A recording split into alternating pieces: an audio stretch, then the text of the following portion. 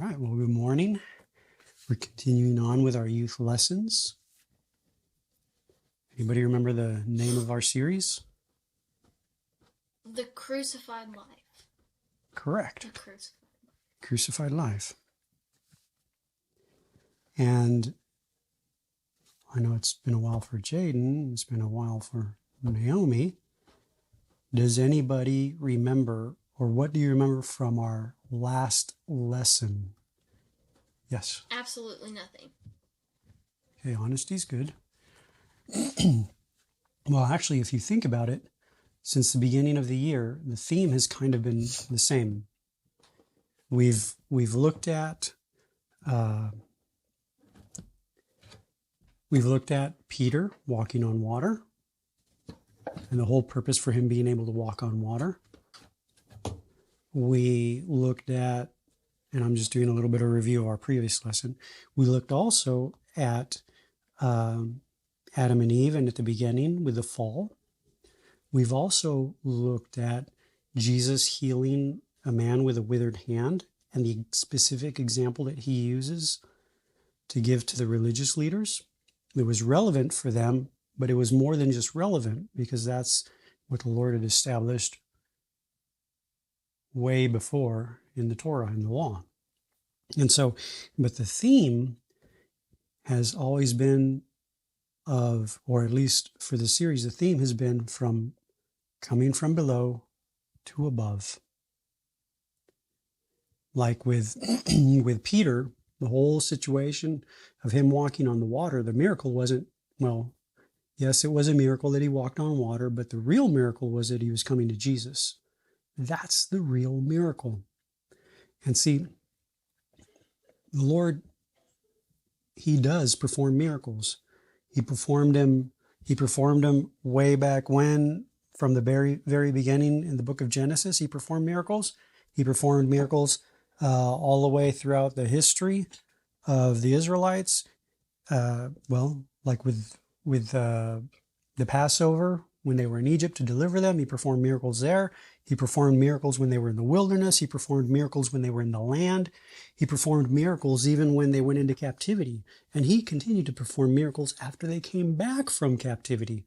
He performed miracles when they took the land. And he continues to perform miracles when he appears in the flesh. Jesus of Nazareth performs miracles. After his death, burial, resurrection, he performs miracles through his disciples, who are the apostles at that point. And God has not stopped performing miracles. He will perform a miracle for one who is born again. He will perform a miracle for one who is not born again. Okay? But remember, with all these miracles, we've got to remember the following: that the miracles are just provision for the greater miracle, for the greater purpose, and that is for a heart to come unto the Lord. That's really what it's all about. If God performs a miracle, that's why it's his prerogative. It's up to him whether he wants to or doesn't want to. But if he does perform a miracle, it's with that intended end, so that a heart, whether that heart that receives the miracle, or so that hearts that are around the one that receives the miracle, it is so that hearts may turn unto his Son, may be brought and come unto the person of God's Son. That is the purpose of miracles. So with Peter walking on water, was it a miracle? Why, yes. Was it the miracle? No. The miracle was Peter coming unto Jesus. That's the miracle. That is what everything that is of God serves. That's the purpose, to come unto God's Son. When I was, before I was born again, when I was a kid, I think I was maybe 4th, 5th grade, around there. Like I said, I wasn't even born again. No, you don't want to eat that. Just put it on the chair over there for right now. Did you know that I would pray and God, whom I did not know, his son, whom I did not know and had not received, I would pray and God would perform miracles for me? He would. But I didn't know the purpose of those miracles. Okay? Even to this day, I totally believe in miracles, but I know that miracles serve the purpose of God, because miracles are God's provision for the true miracle to come unto his son. And that's always the end that God has in view. To direct a heart, to turn a heart, to bring a heart unto his son. That is the true miracle. Okay? So with Peter, we looked at it, and it's not just coming unto Jesus, but remember, Jesus reached down and brought Peter up out from the sea of humanity, the sea of the Gentiles, Galilee. That's what happened. Peter jumps out of the boat. Well, he comes out of the boat to come to Jesus. That was the whole purpose of Peter getting out of the boat. It was to come to Jesus. The whole conversation was this. Peter says basically this: Lord, if it is you, tell me, bid me, cause me to come to you. And Jesus says, it's me, come. That's the whole purpose. All right. So of course, Peter gets his eyes off of Jesus. And if your eyes are not on the Lord, they're on everything in this natural creation, which is just as restless, just as chaotic as the Sea of Galilee. It's calm one second, it's a total tempest the next. And that's the way it is in this world. At times, everything's nice and calm, and it's a false sense of peace. It's a false sense of harmony. Because the next second, everything's all chaotic and, oh no, this, oh no, that, oh. All right. So Peter cries out to God, cries out to his son, Lord, save me. And the Lord just his salvation wasn't, okay, calm the winds, calm the waves. There you go, Peter. Have a good day. See you later. That was not the Lord's salvation. The Lord's salvation was unto himself. Because at some point, whether we've already cried out in our heart or not, at some point, when by the Spirit of God, we are given the ability to truly cry out for God's salvation, then the Son of God reaches down into a graveyard and pulls us up out from the dead unto himself, where we receive life, where we receive righteousness, where we receive peace, where we receive love, where we receive everything of God in the person of his son. This will blow you guys away. But growing up as a kid, I never really cried. I didn't. My parents were divorced at the age of 4. I hardened myself pretty good.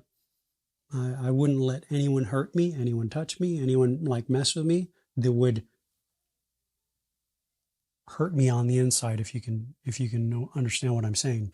So I really never cried. I didn't. The moment that I was born again, something I couldn't do, God in his mercy did it. The moment that I was born again, I bawled and cried like a baby. And you know what's more? I didn't care. I didn't care what other people thought. I didn't care what the people around me there thought. It was on the campus of the university that I was attending at the time. I didn't care what anyone thought. The reason is because I had literally, and this is literally what happens when a soul is born again. You literally step into a new creation. You come from one creation and you come into an altogether other creation. The creation of God. And now there's life. Now there's love, so you can love God. Before then, the soul doesn't have any love. People misdefine love all the time. God is love. Before a soul is born again, there's no love present. When Christ is present, love is present. Now there is a love for God that really wasn't there before. See, I'd grown up as a kid. On and off, I'd go to what I call quote unquote church, service, whatever. And, I learned a bunch of stuff. I never really read my Bible unless it was like for my grandmother that would have me read the Psalms to her. That was the extent of me reading the scriptures, was reading the Psalms to my grandmother. But on my own, not really. I remember one time I did think, well, you know what? Maybe I should read this. So you know what I did? Just like everybody else, because that's how we're trained, I looked at this like a book and I thought, well, I'm going to read the Bible, see what it says. So what do? I start at the beginning, just like any other piece of literature. You start at the beginning and you work your way to the end. Well, the scriptures are not like any other piece of literature. If by a miracle of God, you have a desire to read the scriptures, to read the Bible, I would suggest reading one of the gospel accounts in the New Testament. That's where I would suggest reading. Because if not, you will approach it like a regular book, and by the time you get to the list of names, or if you make it to Deuteronomy with all these laws and sub-laws and ordinances and sub-ordinances, you're just going to,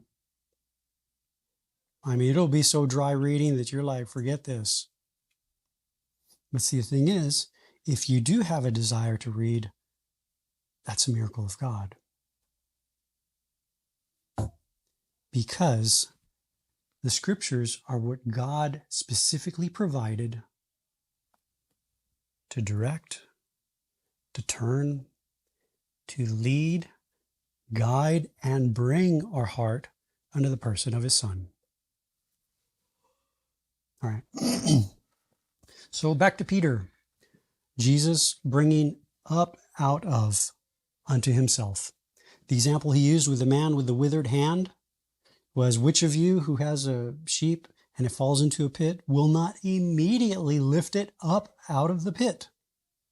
That's what the religious leaders were doing on the Sabbath day. And that's the example Jesus gives. It's always up, out of, unto himself. Okay. So Jaden, we're continuing on. Jaden, I want you to look at Luke chapter 13, verses 10 through 17. And when you find it, let me know. Naomi, Luke chapter 14, verses 1 through 6. Luke 13, chapter 13, verse 10 through 17. 1 through 6. I found it, I think.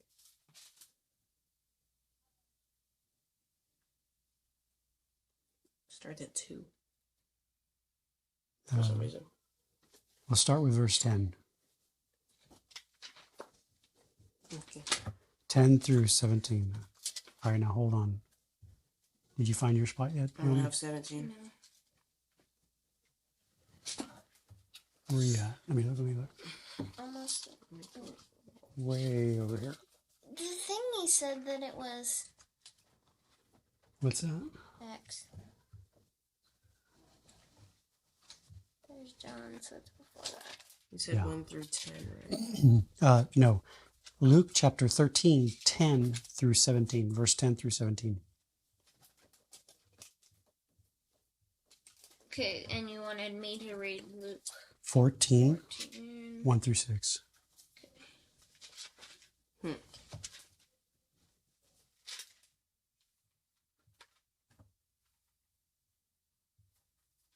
you find it? We're not the brightest.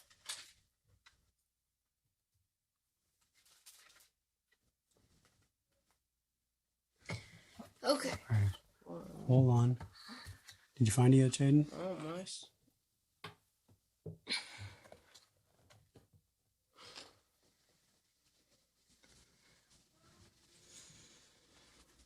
It's giving me the important stuff. I don't need the important stuff.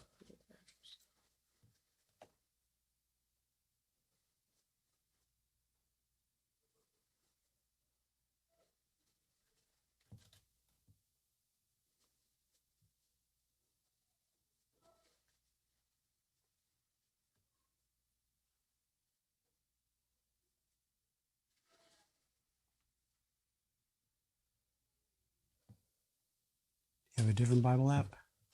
I'll check out. I don't know if I have the one that you gave me. I deleted some apps. All right. Let's get you, Which one's that just one? for right now, Which let's, one's that one Bible app you have? Accordance. hold on. For the sake of time, let's get you, here, there you go. For the sake of time, let's use this. Which one is it though?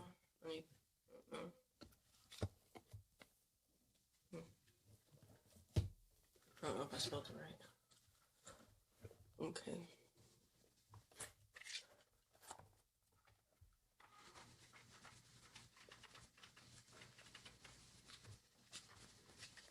All right, that's it right there. But let's go Luke right here. Luke chapter 13, starting with verse 10 through 17. 7 verses.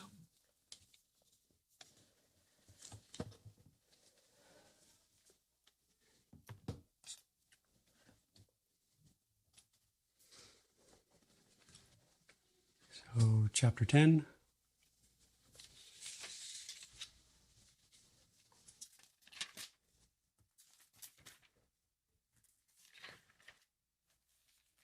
Oh, excuse me. Chapter 13. Oh my gosh. Verse 10. There you go. Jimmy Excuse just me. likes annoying us. No, He just I wants really to be don't. mean. Okay. I'm not like that. All right. Chapter 13, starting with verse 10 through 17. All right, listen up, Naomi. Did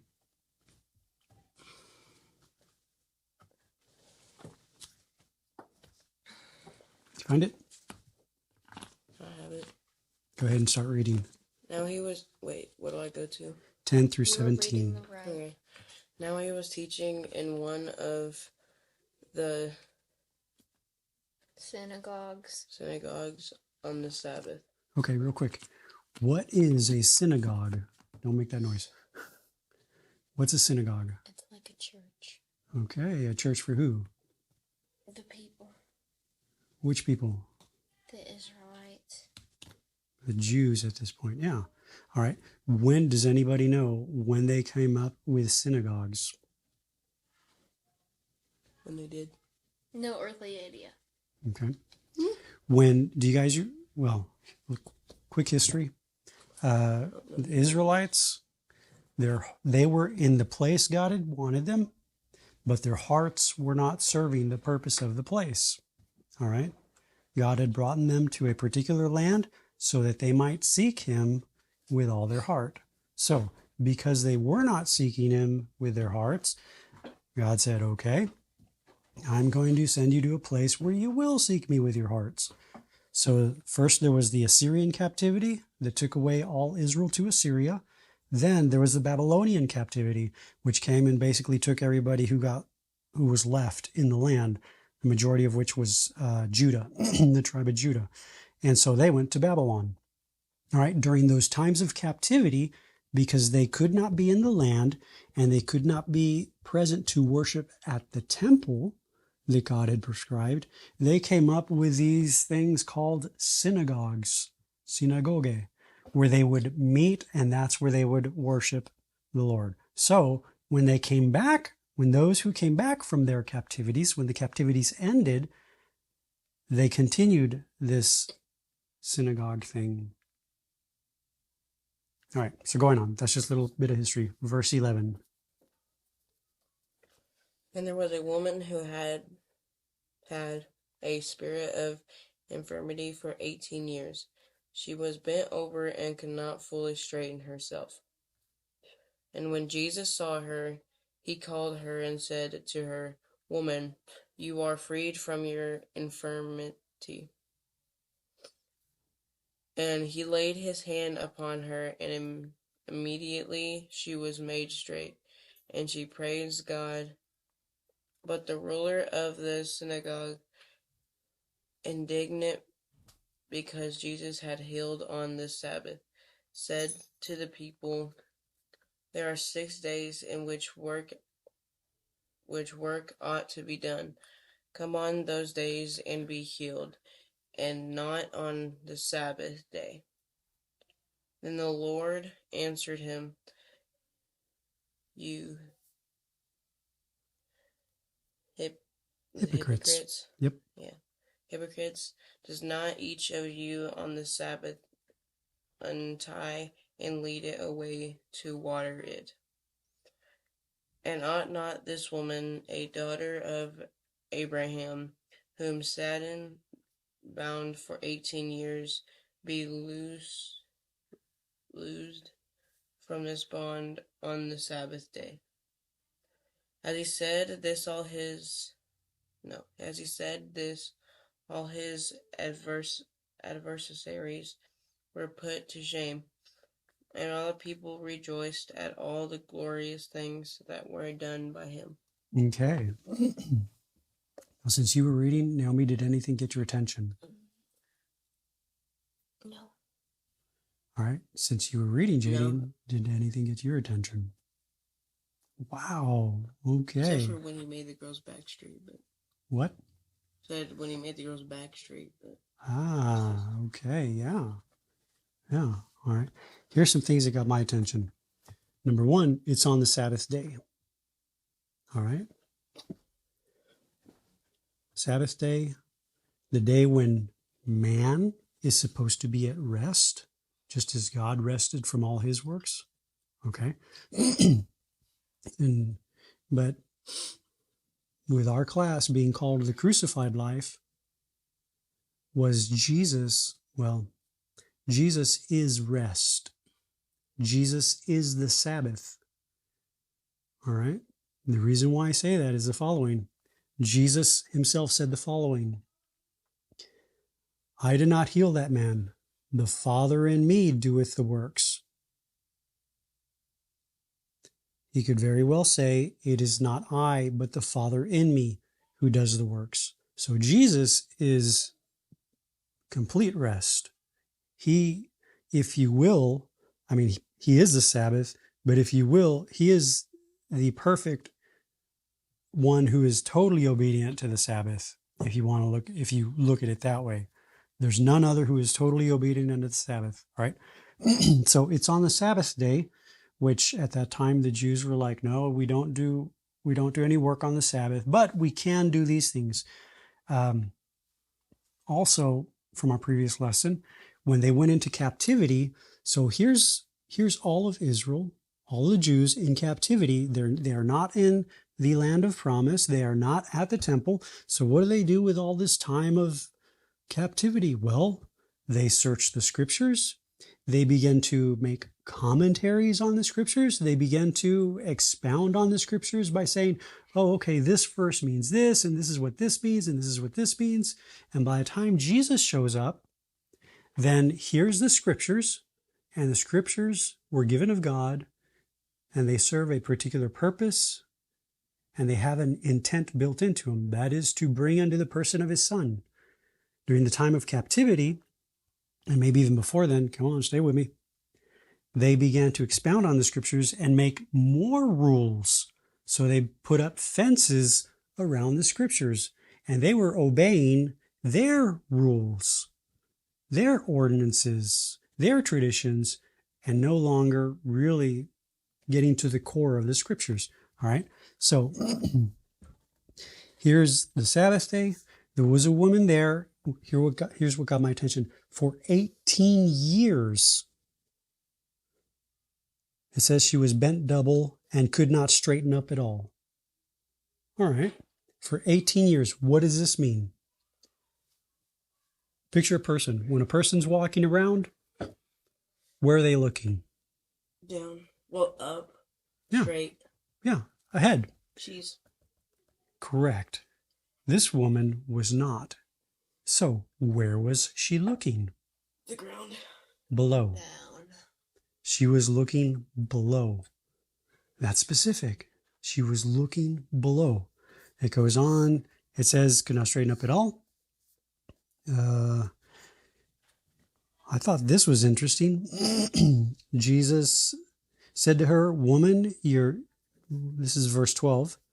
Jesus said to her, "Woman, you are freed from your sickness." Verse 13, look at this. He laid his hands on her. The guy with the crippled hand, did Jesus touch the man at all? With the withered hand? No. He just spoke, and boom, there it was. Healing, instant. With this one, with this lady who's bent over, hunched over for 18 years, only looking below, all right, tells her that she's freed from her sickness. He lays his hands on her, and immediately she was made straight again and began glorifying God. So she was like this. He tells her, "You're freed from your sickness," puts his hands on her, and now she's straight again. And here's where she starts glorifying God. Okay? All these all these pictures right here, everything right here is very symbolic. All right? Very symbolic. She's bent over. It says nothing of her glorifying God, either before that point or after, or excuse me, before that point or during that point. We have no idea what her prayer life was, or even if she had a prayer life. We have no idea if she read the scriptures or not. We have no idea of any background except that for 18 years she was hunched over, bent over, and she could not straighten herself up. All right? Here comes the Lord, releases her from her sickness. Now she's straight. Now she's up immediately, and she begins glorifying God.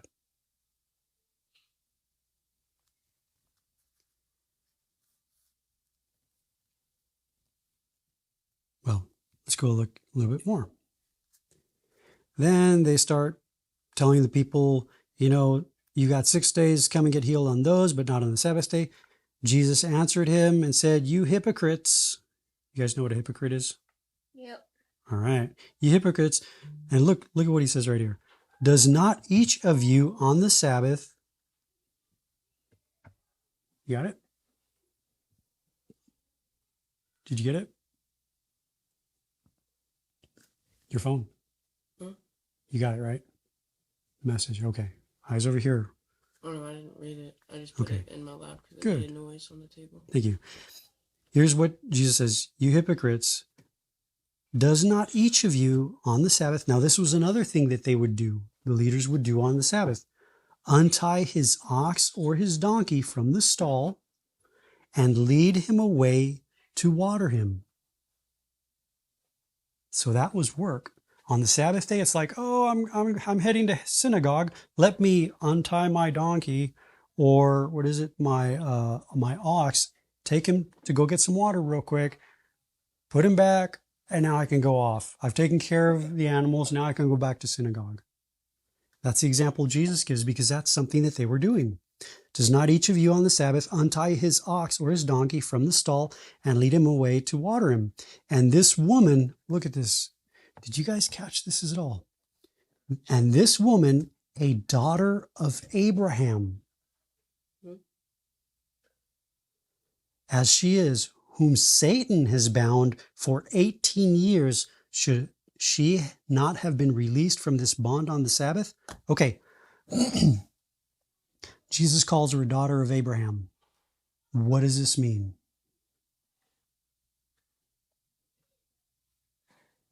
Tell me something about Abraham. He wasn't Israelite. Well, he was before they were called Israelites. Jaden, you have any thoughts concerning Abraham?